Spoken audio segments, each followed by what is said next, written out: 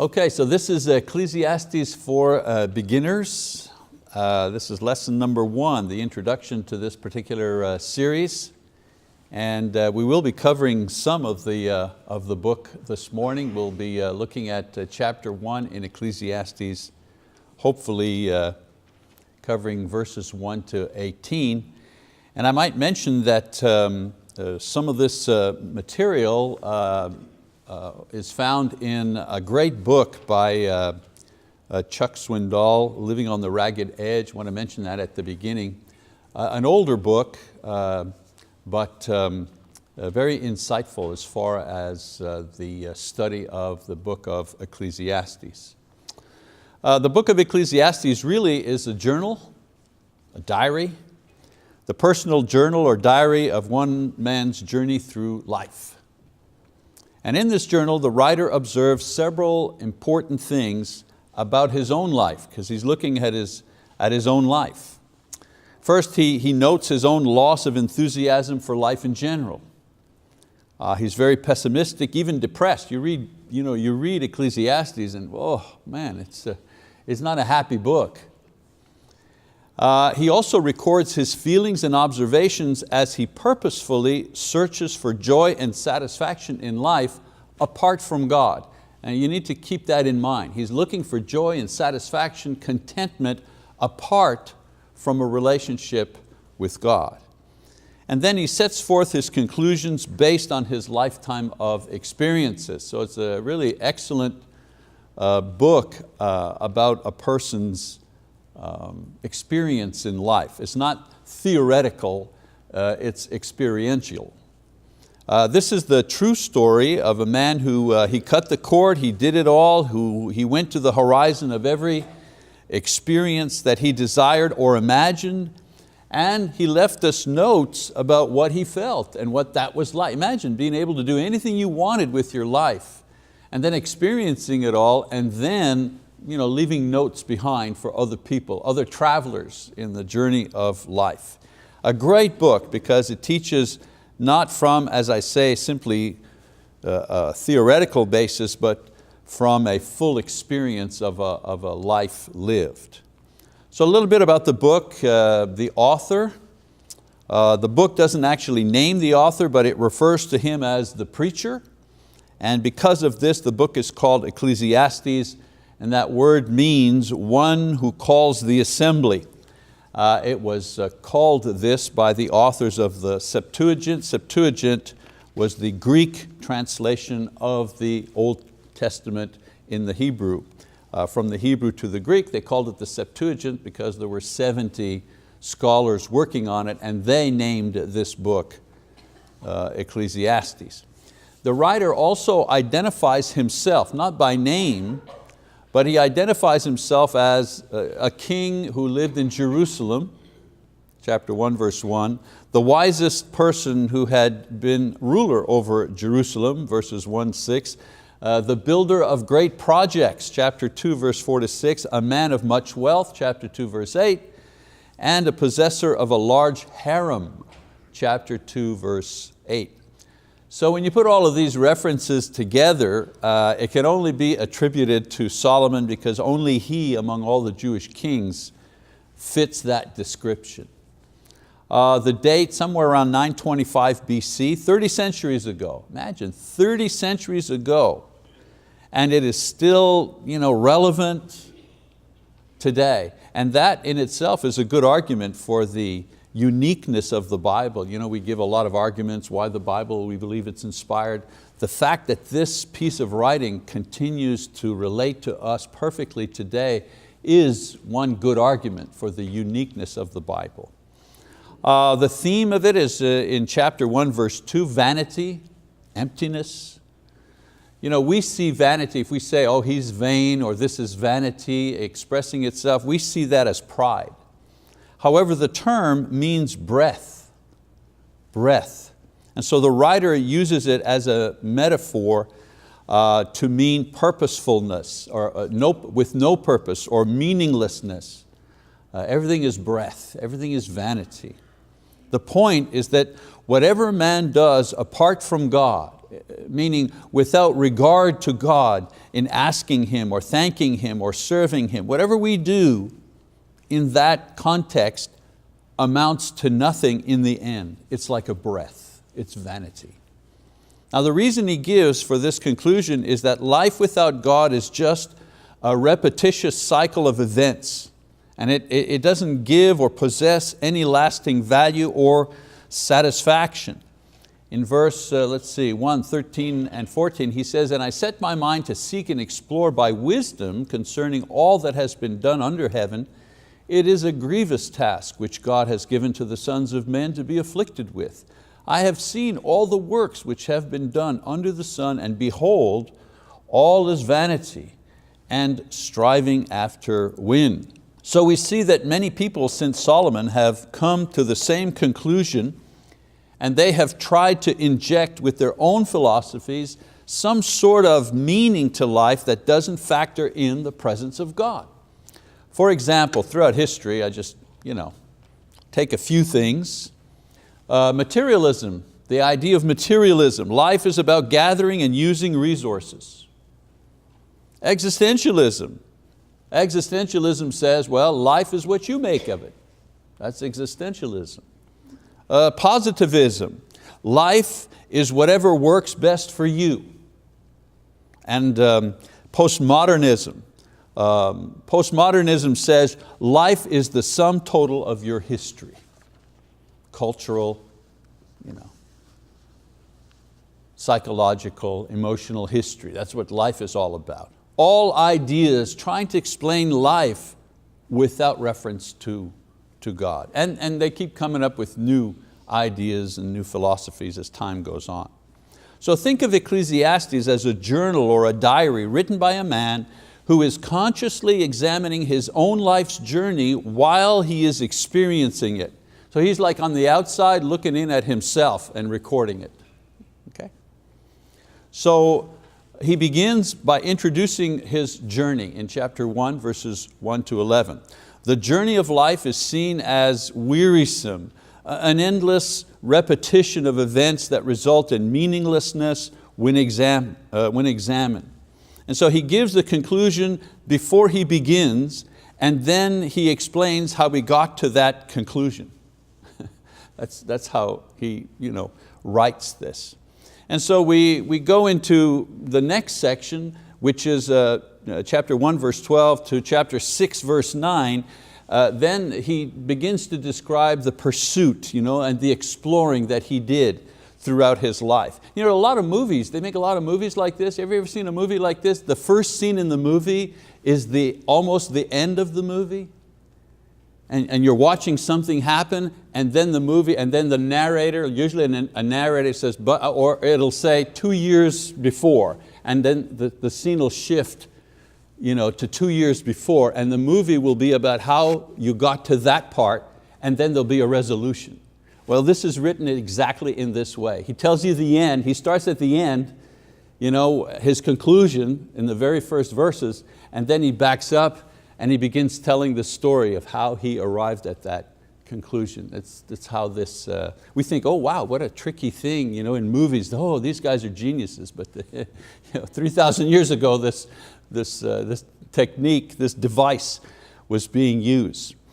So here Solomon describes his attempt at finding ultimate value and enduring happiness apart from a consistent walk with God. And he records areas that he explores and his findings, pursuing the journey. These are some of the things that he looks at. And what I'm doing is I'm giving you a recap, and then we'll go back and we'll do it a little at a time in the lessons to come.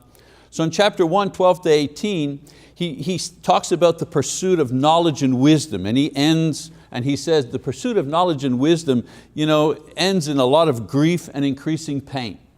He talks about the path of pleasure and possessions, and he concludes that these are futile and they are unprofitable actually.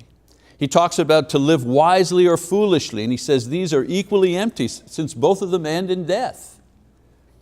He writes about the work ethic, and he examines the work ethic, and he says that the work ethic is found to be full of grief and emptiness in the end because you can't keep what you earn.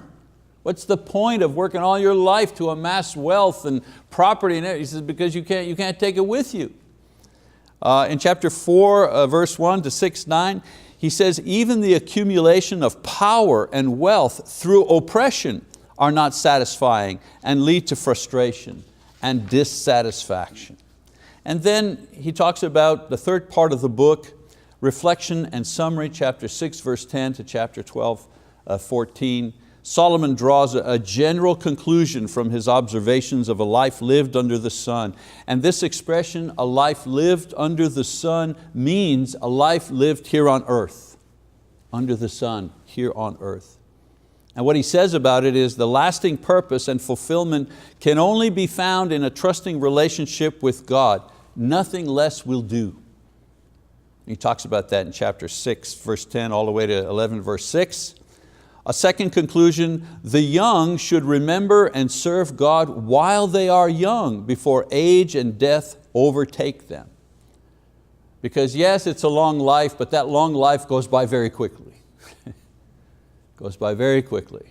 You know, one minute you're young and you're starting out, and then it just seems like in a breath your kids are growing up and moving out, and then in another breath they're calling you grandpa.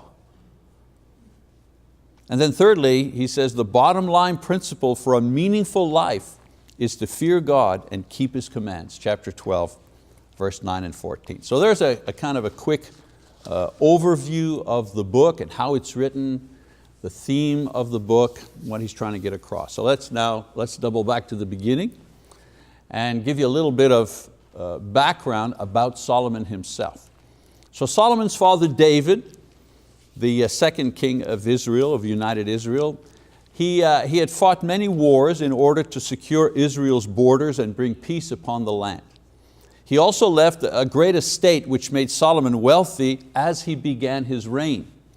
So this wealth increased as tax money, normally used to provide for wars and armies, was left for Solomon to invest in other pursuits.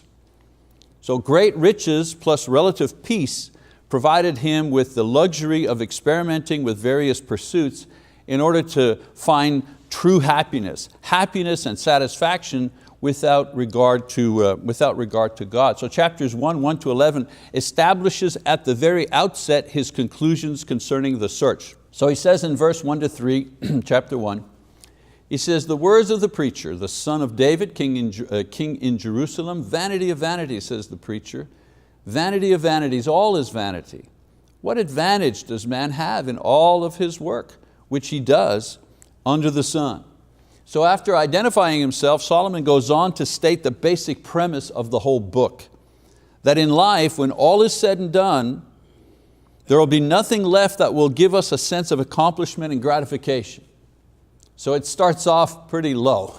It's a downer right at the beginning. He says, when all his effort is over with life here on earth, there will be nothing left over that will satisfy man. That's his conclusion. And his point is that life on a purely human level, no matter how greatly it's lived, will be in the end worthless.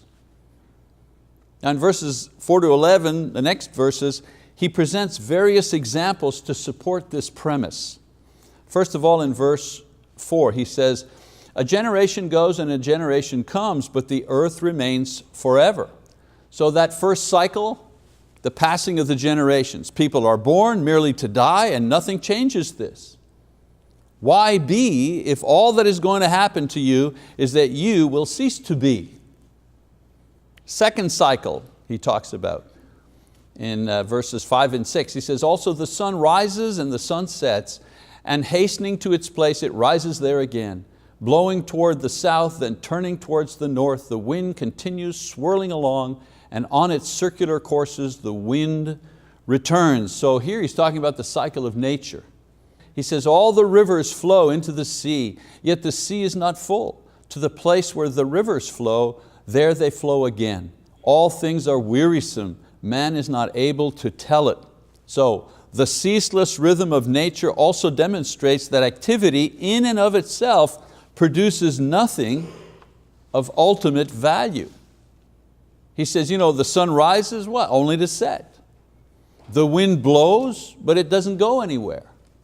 The rivers fill the sea only to evaporate into rain and repeat the cycle. And this cycle of nature goes on and on to the point of weariness, he says. Nothing changes. Another cycle. He says, the eye is not satisfied with seeing, nor is the ear filled with hearing. So this is the curiosity of man. When man's curiosity is aroused, he seeks answers, but the more he knows, the more questions he raises. As far as knowledge is concerned, there's no end and no satisfaction to it. One other cycle he talks about here. He says, that which has been seen is that which will be, and that which has been done is that which will be done. So there's nothing new under the sun. Is there anything of which one may say, see this, it is new? Already it has existed for ages, which were before us. There is no remembrance of earlier things, and also of the later things which will occur. There will be for them no remembrance among those who will come later still. So the fourth cycle, the absence of something new. Solomon says he has observed that there's nothing really new, only that people forget what has gone by or they're not aware of it. Even the great discoveries are merely insights to what already is there. Imagine, whoa, we've discovered gravity. I hear, you see in the history, oh, they discovered gravity. Well, they didn't discover it, they didn't invent it. Gravity was always there. Somebody finally explained it. Somebody finally observed, oh, this is what happened. Isn't that what science is? You're observing, you're noting, you're looking at things that repeat themselves, you're trying to formulate certain laws. That's what Solomon is saying. We don't invent anything new, we just discover what's already there. And a lot of the new things are just new ways of doing old things. New inventions, as I say, better ways of doing things that we've always done. The car is great, was a great improvement over the horse and buggy, but basically from A to B, isn't it? It used to be from A to B in 3 days. Now it's from A to B in an hour. And now with the, I forget what they call it, travel there? Help me, what's the travel name? Hyperloop. With the Hyperloop coming, right? We get into the Hyperloop and it's like at the bank, when you put your check into the tube and it gets sucked up to the teller. Well, they're working on that for human beings. That's new, but that's just another form of A to B. I don't know what will happen between A and B, but anyways, you guys do that. So Solomon uses these 4 examples to drive home the point that life under the sun, when examined, is really meaningless. And this conclusion could be very discouraging, and many have reached it and stopped there without searching any further. As I mentioned before, they have merely created philosophies of life to help them live with this conclusion. When I was talking about materialism and existentialism, positivism, so on, all the isms there, those are explanations that man has come up with to explain life without God. Solomon, however, pursued his investigation to a much more satisfying and workable and logical conclusion. He deduced the following: if there is nothing but nothing under the sun that has any meaning, then our only hope for meaning and satisfaction must be above the sun, outside of ourselves. He also said, if nothing satisfying or of lasting value can be found in what is visible, then these things must be sought after in the realm of the invisible. So Solomon's conclusions are based on the idea that for every universal and corresponding innate need of man, there is an available and corresponding satisfaction. Because there is hunger, man feels hunger, there's food. Because human beings have a need for sexual expression, well, there's a sexual partner. He proposes that the search for meaning, for satisfaction, for lasting value, for life beyond death is a universal human experience and can be satisfied, but not by anything material, human, or earthly, only by something spiritual, godly, and heavenly. C.S. Lewis, the writer, explained this phenomena in his book, Surprised by Joy. And the book, Surprised by Joy, was written as a way to describe his experience of being converted to Christianity. And let's read a little section of that. He said, it says here, some years ago, C.S. Lewis penned words that are directly relevant to the conclusion of Solomon. You know what I just said, for everything, for every need, there's a corresponding satisfaction. Note carefully what he said. Creatures are not born with desires unless satisfaction for those desires exists. A baby feels hunger, well, there is such a thing as food. A duckling wants to swim, well, there's such a thing as water. Men feel sexual desire, well, there's such a thing as sex. If I find myself a desire which no experience in this world can satisfy, the most probable explanation is that I was made for another world. If none of my earthly pleasures satisfy it, that does not prove that the universe is a fraud. Probably, earthly pleasures were never meant to satisfy it, but only to arouse it, to suggest the real thing. Interestingly enough, it was the desire to satisfy his longing for joy that eventually drove C.S. Lewis to Jesus Christ. And this is an excerpt from his book, Surprised by Joy. So in verses 12 to 18, Solomon explains how he has reached the conclusions that he has just stated. So let's read verse 12 and 13a. He says, I, the preacher, have been king over Israel in Jerusalem, and I set my mind to seek and explore by wisdom concerning all that has been done under heaven. So we know that Solomon had been blessed with great wisdom, 1 Kings chapter 4, verse 29 to 34. And not just a wisdom of common sense, but a capacity for study and memory, for discernment, application beyond what was known to man at that time. And so he writes that he decided to apply his great mind to the task of investigating by experience all of the different lifestyles or approaches to life that were common to men, and then note the results of those experiences. So he didn't fall into this haphazardly. He did it on purpose. Okay? Verse 13b, he says, it is a grievous task which God has given to the sons of men to be afflicted with. So this would seem, at first glance, a pretty exciting life experiment to be involved in. But Solomon soon discovers and reports that, oh, this is an unhappy business. This great idea I had, not so good. I mean, he had what he thought was a life adventure, and he discovered that it was not so. So in verses 14 to 18, in these verses, he describes what this exercise has taught him. So in verse 14, he says, first of all lifestyles are meaningless. So verse 14, he says, I have seen all the works which have been done under the sun, and behold, all is vanity and striving after wind. So that all the lifestyles, their settings, and what they produce, all of these things, he says, are meaningless. Verse 15, he says, nothing can be changed. What is crooked cannot be straightened, and what is lacking cannot be counted. In other words, I've investigated all of this and realized nothing can be changed. There's so many things wrong with the world that they cannot be numbered even. I can't even tell you all the things that are wrong with this world, let alone try to fix it. Number 3, conclusion.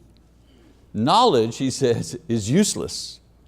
Even the pursuit of wisdom and knowledge by immersing oneself in each lifestyle turns out to be meaningless. He says, chasing after wind.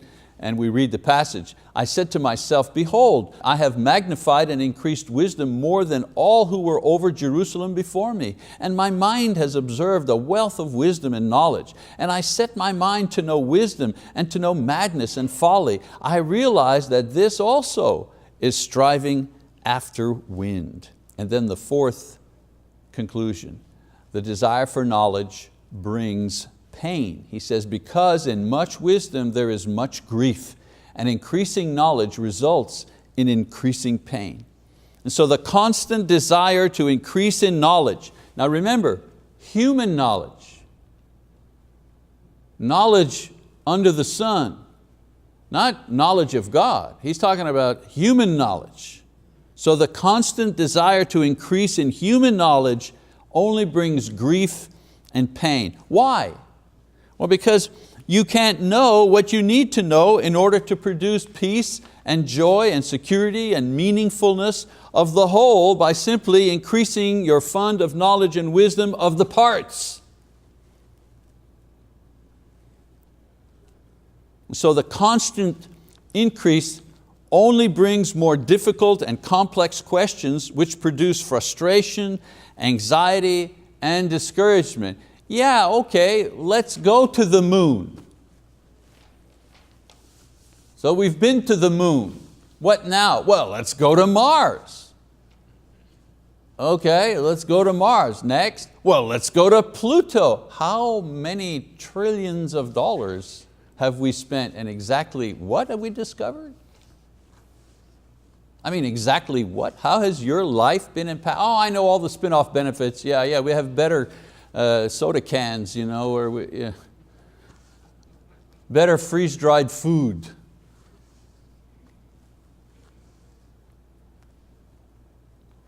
Philosophers spend their time sitting around, discussing life under the sun, coming up with, has anybody here majored in philosophy? Has anybody here actually been to an upper level philosophy class? Have you ever taken that in? Whew.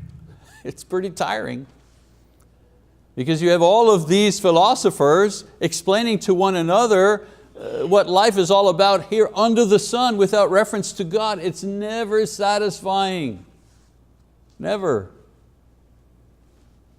And this is what Solomon is saying. He's not anti-knowledge. He's not anti-knowledge. In this book, he's anti-trying to find the meaning of life simply by understanding what's here under the sun. That's what he's getting at. So the whole cannot be known without God. And to try to know it through knowledge alone, he says, this is futile. This is futile. So what if I study the sun? And I get a telescope that gets me close, and I'm able to measure its exact size and how much power it actually emits, and all of the things, and I know more about the sun than anyone has ever known about the sun. Does that knowledge bring me joy and satisfaction? It might earn me a living. I may go around to scholarly meetings and talk about my great knowledge. The world's greatest scientist and the one who knows the most about the sun, okay, maybe I'll earn a living doing that and write papers about the sun.